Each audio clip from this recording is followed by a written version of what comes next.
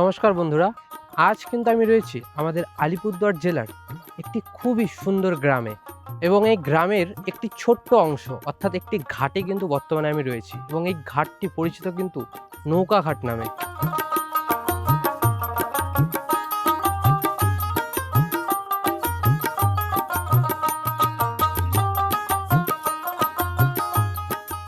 এই নৌকাঘাটে প্রবেশের সাথে সাথেই কিন্তু আমাদের চোখে পড়বে এই সুন্দর বটগাছ এবং বটগাছের নিচে মহাদেবের একটি মন্দির এবং এই সুন্দর বসার জায়গা, যেখানে বসে এখানকার লোকাল মানুষজন কিন্তু আড্ডা মারে। এবং এই জায়গা থেকে যদি সামনের দিকে তাকাই, এখানে কিন্তু আমাদের নজরে পড়বে সুন্দর সূর্যাস্ত এবং এই সুন্দর গরম নদী। এই নদীর পাড়ে দাঁড়িয়ে এখানকার সূর্যাস্ত দেখার মজাটাই কিন্তু আলাদা। একদম দূর পর্যন্ত সূর্য যতক্ষণ অস্ত যাচ্ছে ততক্ষণ কিন্তু এখানে শো হয়।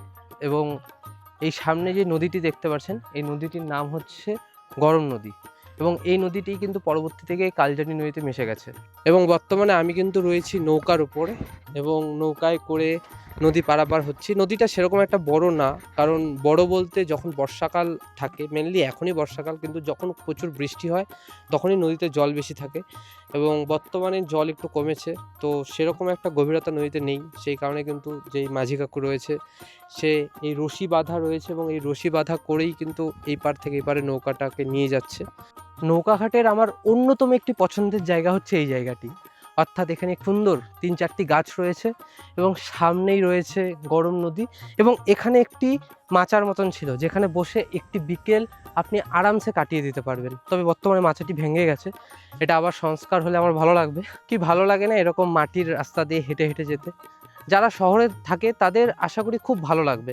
শহরে অনেক ঝাঁ চকচকে রাস্তা রয়েছে, তবে এরকম রাস্তা রয়েছে, এরকম সবুজ ঘাসের প্রলেপ দেওয়া রাস্তা, এদিকে সারি সারি করা গাছ, তার ছায়া। বাংলাদেশ থেকে কিন্তু বহু মানুষ আমার ভিডিও দেখে, তো তাদেরকে আমি লোকেশনটি ভালো করে বুঝিয়ে বলি। এটি ভারতবর্ষের যে পশ্চিমবঙ্গ রাজ্য রয়েছে তার একটি সুন্দর জেলা আলিপুরদুয়ার অবস্থিত। আলিপুরদুয়ার জেলার বাইরিগুড়ি গ্রাম, এই বাইরিগুড়ি গ্রামেরই কিন্তু এই নৌকাঘাট।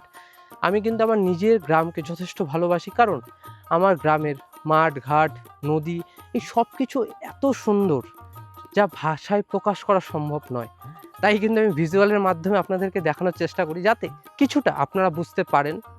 যদিও নিজের চোখে যেটা ফিল করা যায় সেটা মোবাইলে ফিল করা যায় না, তাও আমি সবসময় চেষ্টা করি যে আপনাদেরকে সেই লেভেলের বোঝানোর। আমার এই ভিডিওগুলো মেনলি আমি এখন একাই শ্যুট করি ট্রাইপডে রেখে এবং আমি ইউজ করি আমার আইফোন, তো সেই কারণে আমি হয়তো বোঝাতে পারছি না, বাট দূরে কিন্তু পাহাড় দেখা যাচ্ছে। আপনি যদি দেখেন হালকা করে, জয়ন্তী পাহাড়, ভুটান পাহাড় কিন্তু এদিকে রয়েছে।